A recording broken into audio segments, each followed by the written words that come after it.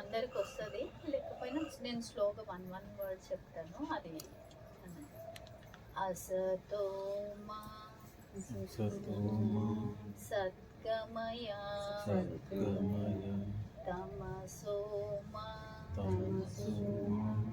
జ్యోతిర్గమయ మృత్యోర్మా అమృతంగమయ ఓ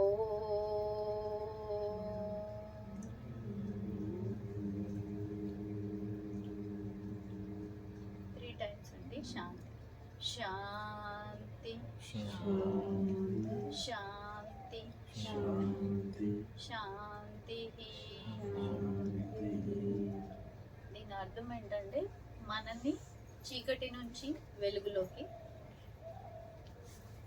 chaos అంటే కొంచెం ఇబ్బందికరంగా ఇట్లా ఉన్న దగ్గర నుంచి ప్రశాంతత వైపుకి, మృత్యువు నుంచి అమృతత్వం వైపుకి మన జీవితాన్ని నడిపించమని ప్రేయర్. అది మనం చాలాసార్లు వింటాం, చదువుతాం, కానీ దాని అర్థం అది వెలుగు, చీకటి నుంచి వెలుగులోకి, కయాటిక్గా అంటే చాలా ఇబ్బందికర పరిస్థితుల నుంచి ప్రశాంతమైన పరిస్థితుల వైపు, అలాగే మృత్యువు నుంచి అమృతత్వం వైపుకి మన జీవితం నడవాలి అని నడిపించమని ప్రకృతి శక్తిని కోరుతున్నాం అనమాట. అది దాని మీనింగ్. కాకపోతే మనకి ప్రేయర్ నేర్పించారు కానీ దాని మీనింగ్ మనకి కన్వే చేయకపోవడం వల్ల ఏంటంటే మనం ఏదైనా అలా చదివేస్తూ ఉంటాం.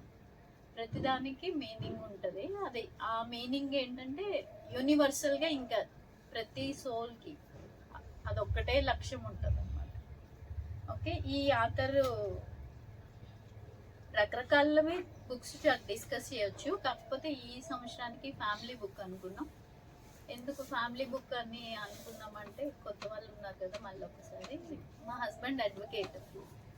సో కొన్ని కేసులు నేను వినాల్సి వస్తుంది కదా, వినాల్సి వచ్చినప్పుడు అరే నా లైఫ్ చాలా ప్రశాంతంగా ఉంది, ఎందుకు పిరమిడో, ధ్యానము, స్వాధ్యాయము ఏదో ఒక దాంతో నా జీవితాన్ని నేను నిలబెట్టుకొని నడుపుకోగలుగుతున్నా.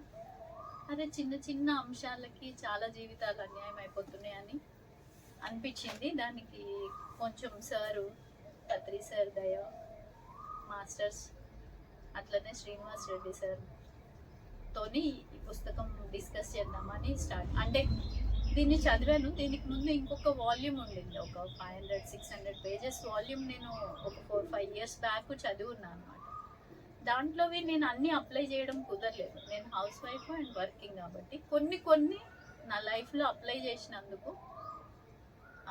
చాలా మటుకు ఒక్క సంవత్సరంలో సెట్ అయిందని చెప్పలేదు, కానీ ఫ్యామిలీ అన్న తర్వాత ఏవో ఒక ఇబ్బందులు ఉంటాయి కదా, కొన్ని సంవత్సరాల తర్వాత చాలా ప్రశాంతత వచ్చింది, అండర్స్టాండింగ్. ఇప్పుడు ఫర్ ఎగ్జాంపుల్ నేను కిచెన్లో టీ పెడుతున్నాను అనుకోండి, మా సార్ వచ్చింది ఇంకా పెట్టలేదా, టీ పొడి ఎక్కువ వేసినవా, ఇట్లా చిన్న పెట్టించడం, నేను హడావిడిలో ఉన్నా, పెట్టించడమే ఎక్కువ. అట్లా కోపం వచ్చి ఇట్లా చిన్న చిన్న అంశాలకి గొడవ అవుతుంది. ఇప్పుడు చాలా తగ్గిపోయినాయి అట్లాంటివి. ఏం చేసిన అంటే ఈ పుస్తకాల్లో ఉన్న చిన్న చిన్న టెక్నిక్స్, మెంటల్ ఎక్సర్సైజ్ చేశాను అనమాట. ఓకే, కామ్గా ఉండి ఏం చేయాలి, చిన్న మేము లాస్ట్ అంటే ఈ బుక్ డిస్కషన్ తర్వాత ఒక చిన్న ఎక్సర్సైజ్ చెప్తా. అట్లాంటి ఎక్సర్సైజెస్ నేను ట్రై చేశాను. బస్లో కూర్చొని కాలేజ్కి వెళ్ళే వరకు టైం ఉంటుంది. ఆ టైంలో ఒక 10-15 minutes పెట్టుకొని ఆ ఎక్సర్సైజ్ చేసుకునేదాన్ని. అట్లా చేయగానే ఏమి ఇమీడియట్ రెస్పాన్స్ ఏమి రాలేదు, కానీ 90%. అంటే ఒక పర్సన్ పాస్ అయ్యారని మనం ఎట్లా చెప్తాం, 100 marks వస్తేనే కాదు కదా, 30 above 35 above వస్తే మనం పాస్ అయినట్లు.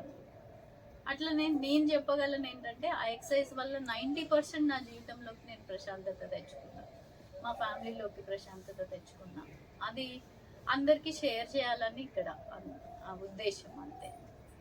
ఓకే, మీరు వస్తే వింటూ ఉంటే ఎక్కువ మందికి రీచ్ అయితే ఇంకా ఎక్కువ ప్రశాంతమైన ఫ్యామిలీస్ ఉన్నాయంటే సొసైటీ హ్యాపీ ఉంటుంది, అంతే లక్ష్యము. ఓకే, మనం ధ్యానం చేసినా ఏం చేసినా చివరికి అల్టిమేట్గా నేను మీ అందరిని అడిగిన అనుకోండి ఏం కావాలి మీకు అని, హ్యాపీ లైఫ్ ఉండాలి, హ్యాపీగా ఉండాలని అనుకుంటున్నాం. అదే అడుగుతాం అందరినీ. మెడిటేషన్ చేయండి, పూజ చేయండి, ప్రేయర్ చేయండి, చర్చ్కి వెళ్ళండి, మాస్కి వెళ్ళండి, ఎవరు కానివ్వండి, మనిషి అన్న వాళ్ళు ఎవరైనా సరే ప్రశాంతంగా ఉండాలి అనుకోవడమే వాళ్ళ లక్ష్యం, హాయిగా జీవితం. దానికి కావాల్సినవి కొన్ని కొన్ని ఒడిదుడుకులు వస్తాయి, వాటిని మనం సరిదిద్దుకుంటూ వెళ్ళగలిగితే ఈజీగా ఉంటుంది. ఇవి ప్రతి వారము ఈ బుక్లో ఒక చాప్టర్ కానీ, చాప్టర్ పెద్దగా ఉంటే ఒక్క సగం చాప్టర్ కానీ డిస్కస్ చేసి ఎక్సర్సైజ్ చేస్తున్నాం.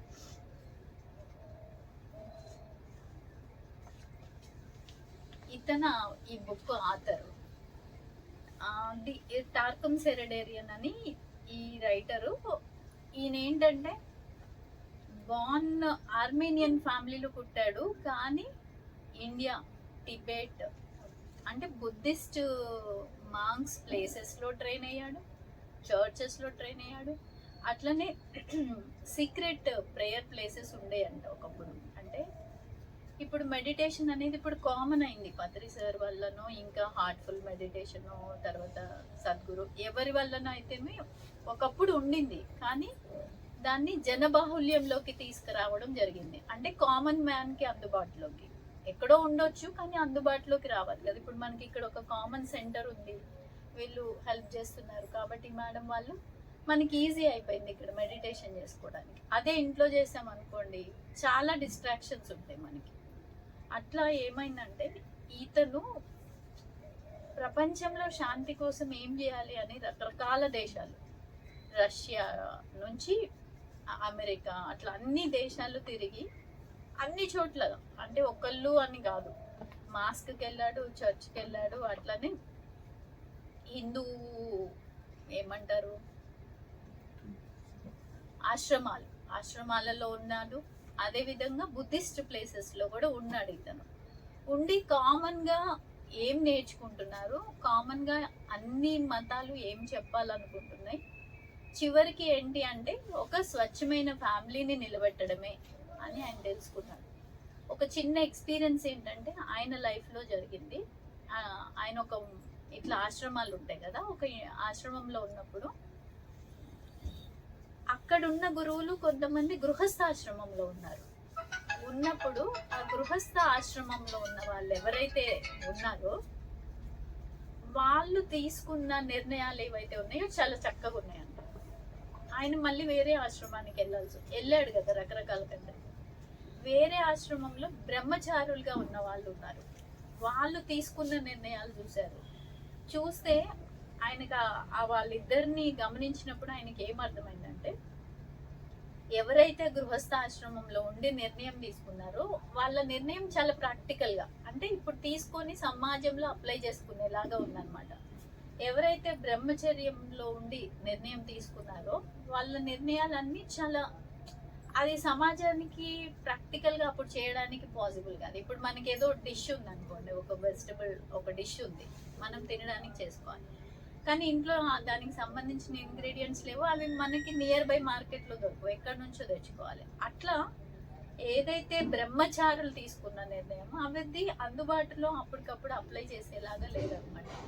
అంటే ఆయన ఏమంటారంటే ఒక గృహస్థాశ్రమంలో ఉన్నప్పుడు నువ్వు చాలా చాలా చాలా అంశాలు నేర్చుకుంటావు, నువ్వు ఒక శిల్పిలాగా తీర్చిదిద్దబడతావు. ఎట్లా శిల్పిలాగా తీర్చిదిద్దబడతావు అంటే మనం ఏమనుకుంటామని మన జీవిత భాగస్వామి మనని కష్టపెట్టడానికే వచ్చిండు, లేకపోతే ఆ చిన్న చిన్న చిన్న లైఫ్లో అట్లా అనుకుంటా ఉంటాం. కానీ ఒక చిన్న ఎగ్జాంపుల్, మన అందరికీ తెలిసిన ఎగ్జాంపుల్, సోక్రటీస్ గురించి విన్నారా మీరు? ఆయనకి ఫస్ట్ ఎవరు చెప్పినా సరే ఒక గయ్యాలి భార్య ఉండేది అని చెప్తారు. ఒకసారి ఇట్లనే ఆయన ఇంట్లో బయట కిటికీ ఉంటుంది కదా, ఆ కిటికీ కింద చిన్న అరుగులాగా ఉంటాయి, ఒక 2 ఫ్లోర్లు ఇల్లు ఉన్నట్టుంది, కింద కూర్చున్నారంట. వీళ్ళు ఫ్రెండ్స్ ఇద్దరు మాట్లాడుకుంటున్నారని ఆమె వాటర్ తీసుకెళ్ళి పైన ఫ్లోర్లో ఉన్న కిటికీలో నుంచి వాళ్ళ మీద పడేలాగా పోసేసింది. అంటే అట్లా కూర్చుని మాట్లాడితే కూడా, ఫ్రెండ్స్ మాట్లాడితే కూడా ఆమెకు అంత జెలసీ ఉంది. అక్కడ ఉద్దేశం ఏంటి, ఆయన వాళ్ళ ఫ్రెండ్ అంటారు, అబ్బా నీ భార్యను ఎట్లా భరిస్తున్నారా అని ఆ సోక్రటీస్ని. అంటే నీకు తెలియదు, ఇప్పుడు ఆమె నాకు నేర్పిస్తుంది ఇట్లాంటి పర్సన్తో కూడా నేను ఎట్లా ప్రశాంతంగా ఉండగలను అని టీచ్ చేయడము. ఆమె నా లైఫ్లో టీచరు, ఆమె నా శత్రువు కాదు. ఆమె నాకు ఏం చేస్తుంది, ఇట్లా నీళ్లు పోసినా కోపం వచ్చినా నేను ఓర్చుకొని ఉండగలుగుతున్నా. అంటే నాలో ఏం పెరిగింది, ఓర్పు అని పెరిగింది. అంటే ఆమె ఫ్రీగా నాకు డబ్బులు ఇవ్వకుండా, నేను ఎక్కడికి పోకుండా ఓర్పు అనే లెసన్ని నేర్పిస్తుంది. So she is the teacher. నేను రుణపడి ఉండాలి ఆమెకి. అందుకని నేను ఆమెని తిట్టను, ఏమన్నాను, ఎందుకంటే ఆమె నాకు గురువు. అట్లా అంత పాజిటివ్గా మనం లైఫ్లో ప్రతిసారి తీసుకోలేము, కానీ ఎమోషన్స్ ఉంటాయి. ఏం ఐడియల్ కాదు, నేను ఐడియల్ కాదు, ఎవరు ఐడియల్ కాదు. ఐడియల్గా అవ్వడానికి ప్రయత్నిస్తున్న వాళ్ళం అందరం. మీరు ఒక అంశంలో ఎదగాల్సి ఉంటుంది, నేను ఒక అంశంలో ఎదగాల్సి ఉంటుంది. అందరికీ ఒకే అంశం ఉండదు ఎదగడానికి. అంటే ఇప్పుడు సపోజ్ మీరు తెలుగు లెసన్ నేర్చుకున్నారు, మీకు తెలుగు వచ్చి ఉంటుంది కాబట్టి మీరు నేర్చుకోవాల్సిన అవసరం లేదు. నాకు ఇంగ్లీష్ కావాలి, మేడంకి హిందీ కావాలి, సార్కి సాంస్క్రిట్. అట్లా ఎవరికి రాని లెసన్ వాళ్ళు నేర్చుకుంటుంటాం. అట్లనే మనకి జీవితంలో ఏదైనా సమస్య ఎదురైంది అంటే, ఏదైనా ఛాలెంజింగ్, ఇక నేను తట్టుకోలేనురా బాబు, ఇంక నేను ఈ ఫ్యామిలీ ఇదంతా వదిలేసుకొని ఎటన్నా పోదాము అని అంటే, అది మీకు గ్రేట్ లెసన్. మీ ఫ్యామిలీలో మీకు వచ్చిన గొప్ప అవకాశం. మీ ఫ్యామిలీలో ఇప్పుడు మీరు బిజినెస్ రన్ చేసుకుంటున్నారు, ఒక ఫ్యామిలీ చాలా లాస్ వచ్చేసింది. ఆ లాస్ని మీ ఫ్యామిలీ చిన్న పిల్లతో సహా సహకరిస్తారు మీరు నిజంగా అనుకుంటే.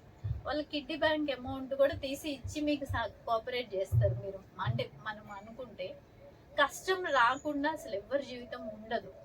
ఆ ఛాలెంజ్ని మనం కనుక దాటే ప్రాసెస్లో చాలా బాధ అవుతుంది, మానసికంగా చాలా ఇబ్బందులు అయితే, మనం చాలా గొడవ పడుతుంటాం, చాలా కష్టం అనిపిస్తుంది. కానీ ఆ పరిస్థితుల నుంచి మనం ఎప్పుడైతే వెళ్ళినామో, అంటే చీకటి టన్నెల్ నుంచి రైలు వెళ్తుంటే మళ్ళీ కొంచెం వెళ్ళిన తర్వాత వెలుగు ఎట్లా వస్తుందో, అట్లనే మన జీవితంలో ఏ ఛాలెంజ్ వచ్చినా కానీ చనిపోతాము అని అసలు ఎప్పుడు అనుకోవద్దు జీవితంలో. ఎందుకంటే ఇంకా చాలా ఎదిగేది ఉంది మనకి భవిష్యత్తు. కాబట్టి ఇంకొకటి, ఆ ప్రాబ్లమ్ని నేను ఖచ్చితంగా ఫేస్ చేయగలను, నాకు ఆ శక్తి ఉంది కాబట్టి ఆ ప్రాబ్లం వచ్చింది. ఎప్పుడైనా సరే మన అమ్మ నాన్న మనం చెయ్యలేని పని ఇస్తారా మనకి జీవితంలో? మీ పిల్లలకి మీరు చెయ్యలేని పని ఇస్తారా? చెయ్యగలిగే దానికంటే కొంచెం ఎక్కువ ఇస్తారా? చేస్తారా లేదా అని చూడడానికి, చేయగలుగుతారా లేదా అని వాళ్ళు చేసిన దానికంటే కొంచెం ఎక్కువ ఇచ్చి టెస్ట్ చేస్తాం, చేస్తారా లేదా. వాళ్ళు చేసిననుకో మనకి హ్యాపీ, చేయకపోతే కూడా పర్లే నాన్న ఇంకోసారి చేద్దు కానీ అని ధైర్యం. అట్లనే మనకి జీవితంలో వచ్చే కష్టాలన్నీ మనకి మాస్టర్స్ మనని ట్రైన్ చేయడానికి ఇచ్చే అవకాశాలు.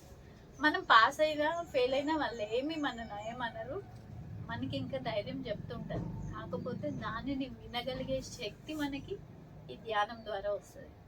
అంటే అది ఎవరో వచ్చి మాస్టర్స్ వచ్చి చెప్తారని కాదు, నీ లోపల నుంచి నీకు ఇన్నర్ వాయిస్ నీకు చెప్తుంటుంది. ఎక్కడి నుంచి ఏం రాదు, పర్లేదు దాటగలను, పర్వాలేదు నేను ఎదుర్కోగలను, ఇక్కడ ఎక్కడన్నా అవకాశం ఉంది.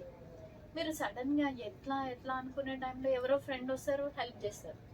అబ్బా ఈ టైం ఎట్లా దాటాలి అంటే, ఒక్కొక్కసారి చాలా ఈజీగా వెళ్ళిపోతుంటాం, సడన్గా కష్టమైపోతుంది ఆ ప్రాసెస్. బస్ ఎక్కినాం, హాయిగా టికెట్ కొట్టించుకున్నాం, వెంబడే బస్ దొరికింది, మధ్యలో ఎక్కడో పంచరే లేట్ అయిపోయింది.